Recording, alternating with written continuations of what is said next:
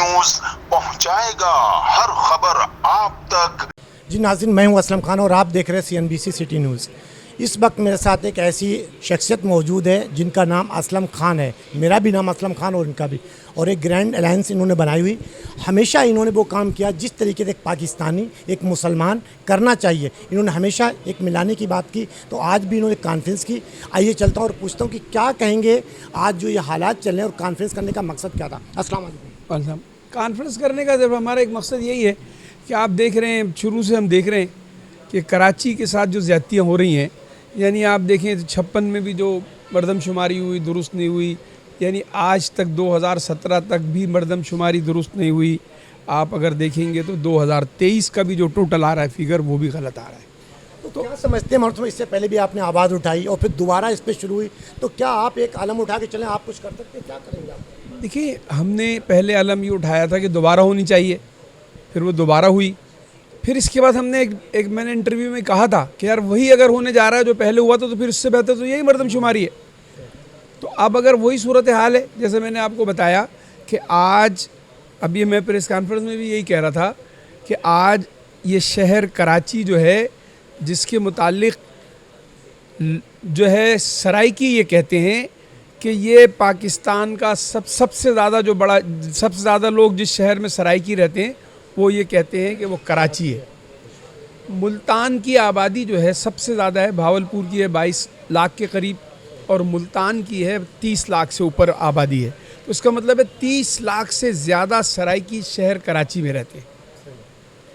तो 30 लाख तो ये हो गए जो यहीं पर रजिस्टर्ड होना चाहिए, यहीं रहते हैं, क्योंकि सेंसस का मतलब ये होता है कि आपने जो फैसिलिटी देनी है, स्कूल, हॉस्पिटल, कॉलेज, बिजली, अस्पताल, वो फैसिलिटीज़ देने के लिए एक्चुअली ये होता है ना कि भाई सेंसस होता है। तो अब सेंसस में जो है नाम अगर वो रहते यही हैं, और मैं जैसे मैं हूँ, एक पठान हूँ, मेरे वालिद बुजुर्गार जब आए तो उन्होंने अपना एड्रेस मर्दान का लिखा दिया, परमानेंट एड्रेस, तो मेरा वोट उधर चला गया, यानी मेरा नाम सेंसस में उधर चला गया।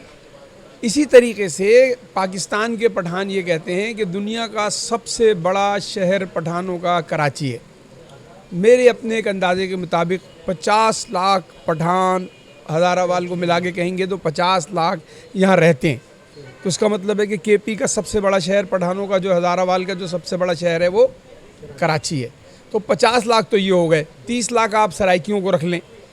इसी तरीके से 25 लाख पंजाबी स्पीकिंग है जो यहीं रहते हैं, यहीं पले, यहीं बढ़े हैं। मैं बाद लोगों को ऐसों को भी जानता हूँ जो यहीं पैदा हुए हैं, लेकिन उनके वालिदैन ने अपना परमानेंट एड्रेस जो है पंजाब का लिखाया था, लिहाजा वो सेंसस में उनका नाम उधर चला गया।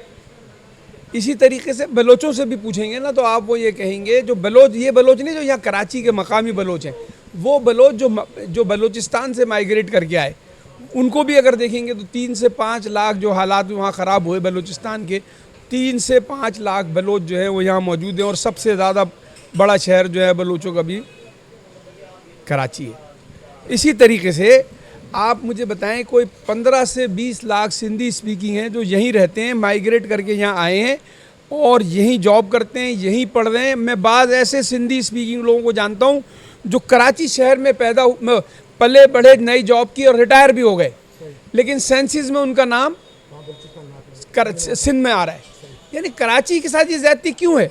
यानी 1.5 करोड़ अफराद ऐसे हैं जिनको सिंध से उनकी सेंसस में निकाल दिया गया।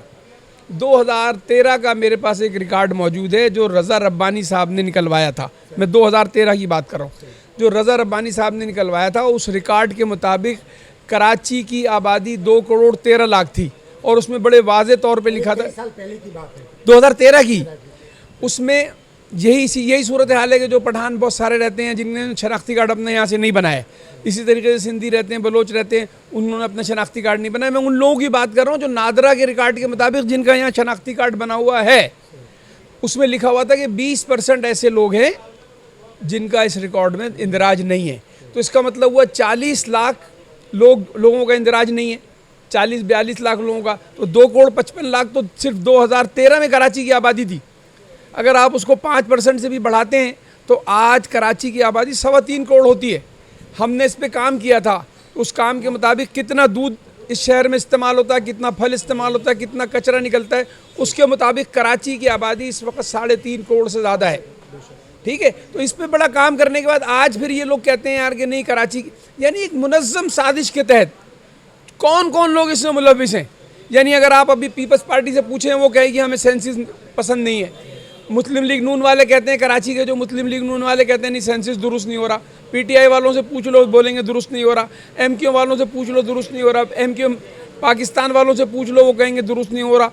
आफाक भाई से पूछ लो वो कहेंगे दुरुस्त नहीं हो रहा। डॉक्टर सलीम हैदर से पूछ लो वो कहेंगे दुरुस्त नहीं हो रहा। लेकिन असलम साहब बात यहाँ पे आती है, जमात दुरुस्त इस्लामी नहीं हो वालों से रही, पूछ लो। सारे सही है, इसमें गलती किसकी? क्या हमारी गलती नहीं है इसमें? नहीं, हमारी कोई गलती नहीं है। क्यों हुकूमत वक्त की एमकेएम हमेशा पाकिस्तान पीपल्स पार्टी गोद में जाकर बैठ जाती है। तो मैं आप हमारी गलती कह रहे हो, हमारी थोड़ी एमक्यूएम की कहे ना। लेकिन हम भी एमकेएम के नाम से पहचाने जाते हैं। नहीं, क्यों पहचाने जाते हैं हम एमक्यूएम के नाम से? उर्दू स्पीकर हमेशा कहा जाता है एमकेएम वाला। नहीं, ये वास्ता हो या ना तो क्या हुआ, जो जितने पंजाबी हैं क्या मुस्लिम लीग नून से कहलाते हैं क्या? अगर किसी से पूछो क्या होगा, नवाज शरीफ का आदमी है? नहीं, हमारी मर्जी, हम किसी जगह भी हैं।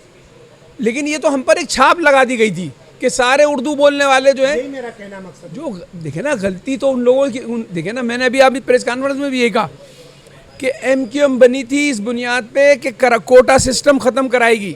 एमक्यूएम इस बुनियाद पे बनी थी कि बिहारियों को लाएगी। एमक्यूएम इस बुनियाद पे बनी थी कि कराची को अलग सूबा बनाएगी। आप एमक्यूएम इस बुनियाद पे बनी थी कि हैदराबाद में एक यूनिवर्सिटी बनाएगी। आप मुझे बताएं इन चारों में से एमक्यूएम ने कोई काम कराया? यही सवाल है, क्या किया? कुछ नहीं किया उन्होंने। तो लोगों को फिर हम वोट एमकेएम को क्यों दें? क्योंकि हमेशा इस कौम का सौदा किया गया है। देखे ना, हमेशा जो लोगों ने सौदा किया, अब कौम को सोचना चाहिए ना। आज देखें ना वो फ्लैट हो गए। आज मुझे बताएं अगर कराची शहर में अगर इलेक्शन हो जाए तो क्या एमक्यूएम जीत सकती है? सवाल ही पैदा नहीं होता। यानी 2008 में भी कराची के लोगों ने एमक्यूएम को वोट नहीं दिया था, 2013 में भी नहीं दिया। 2013 का तो रिकॉर्ड मौजूद है कि 10 लाख के करीब एमक्यूएम ने वोट हासिल किए थे, तो 8.5 लाख तो पीटीआई ने हासिल किए थे। जो 1 लाख वोट इनके फाड़ दिए गए थे, 1-2 लाख, और एक सीट भी नहीं मिली थी पीटीआई को, सिर्फ एक सीट मिली थी। तो उस वक्त 2008 में भी और 2013 में भी कराची के लोगों ने एमक्यूएम को रिजेक्ट किया था। 50% लोगों ने वोट नहीं दिए थे। इसके बाद 2018 की सूरत हाल देख लें। 2018 में ये कहते हैं बेईमानी हो गई, ये हो गया, वो हो गया, ऐसा हो गया, वैसा हो गया। वो मेरे भाई सबसे बड़ी जगह जो महाजरों की है वो कुरंगी है। कुरंगी की सीट में आपने देखा कि अबू बकर साहब ने कितने वोट लिए? वोटर वोट डालने नहीं निकला। तो यहाँ अब ये नहीं है। हम कहते हैं कराची अब सबका है। कराची में तमाम कौमियतें रहती हैं। 50 लाख पठान रहते हैं, 30 लाख पंजाबी रहते हैं, 35 लाख सराइकी रहते हैं, 20 लाख सिंधी रहते हैं, 5 से 7 लाख बलोच रहते हैं, वो मेमन रहते हैं, उर्दू स्पीकिंग रहते हैं, बंगाली रहते हैं। इनका नाम अगर ये अब सबका है तो इसके लिए सबको चाहिए जद्दोजहद करें, मिल के करें। हमने कराची ग्रैंड अलायंस जो बनाया है वो तमाम कौमियतों का एक वो है और उसके हिसाब से हमने बनाया है। इंशाअल्लाह ताला जो है वो हम ये आवाज़ बुलंद की है कि अगर कराची को उसका हक़ नहीं मिलेगा, मैं फिर कह रहा हूँ, मैं ज़िंदा रहूँ ना रहूँ, लेकिन अगर इस दफ़ा इन्होंने कराची को हक़ नहीं दिया तो ये सूबा बन के रहेगा। फिर बात अभी की थी कोटा सिस्टम की। जी, भुट्टो साहब के दौर में 10 साल के लिए नाफिज हुआ था, उसके बाद कंटिन्यू करा और मुत्तहिदा उसमें सब में शामिल रही। तो क्या इनका कसूर नहीं है? मैंने बताया ना, इन्हीं का तो कसूर है ना, जो कौम ने इनको रिजेक्ट कर दिया। कराची के लोगों ने इनको के दौर में इनको फ्री हैंड मिला था, कराची के लोगों ने इनको रिजेक्ट कर दिया ना। अब ये कैसे जीत सकते हैं? इन्होंने नहीं किया।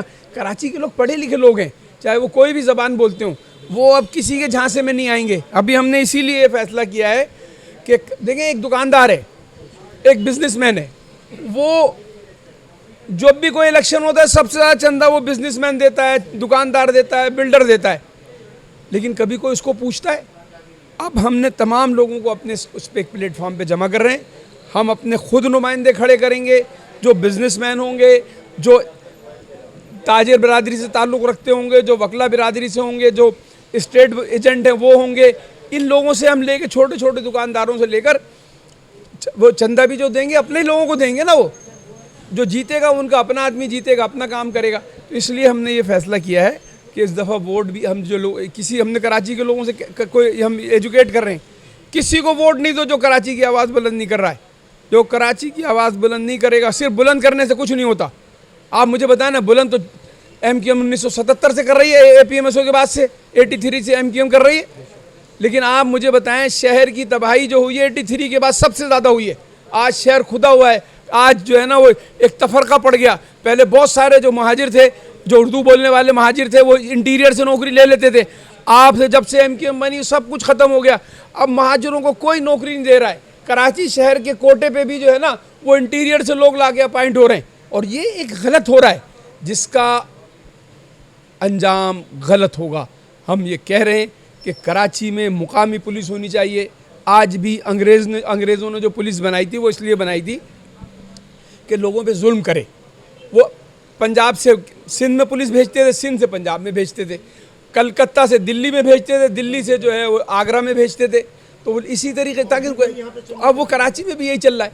कराची के अंदर तो सूरत हाल ये है कि जो ब्राह्मण के कानून लिखने वाले हैं उन्होंने लिखा है कि जब आप किसी शहर पे टैक्स लागू करेंगे तो कोई आवाज़ बुलंद नहीं होगी। लेकिन 2500 साल पहले कह रहे हैं वो कि 2500 साल पहले कि उन पे कोई आवाज़ नहीं निकलेगी। लेकिन जो शहरी इलाके हैं जो समुंदर से मिलते हैं उनके लोग तिजारत करने की वजह से ज़्यादा अक्लमंद होते हैं, क्योंकि तिजारत तो 5000 साल से पहले से हो रही है, 10,000 साल पहले से समुंदर के ज़रिए तिजारत हो रही है। तो उन्होंने बोला वहाँ के लोग होशियार होंगे और वो आपसे सवाल करेंगे। तो फिर सवाल उस किताब में लिखा हुआ है कि उसमें जो है नीच लोगों को शामिल कर दो।